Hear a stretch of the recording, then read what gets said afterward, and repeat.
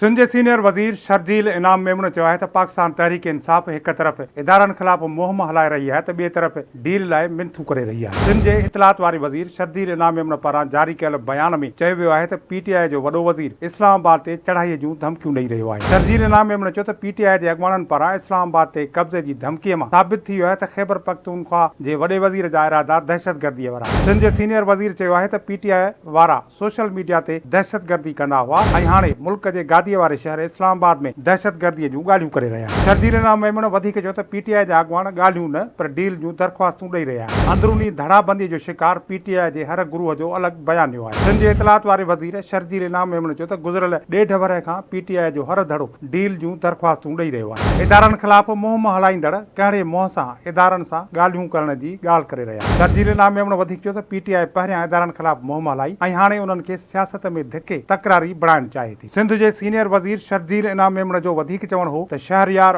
आफ़रीदीअ जे बयान मां ज़ाहिर थिए थो त हू कीअं अवाम खे बेवकूफ़ बणाए इदारनि सां वेढ़ाइनि था। पीटीआई अहम मुल्की इदारनि खे तबाह करण जी साज़िश में रुधल आहे।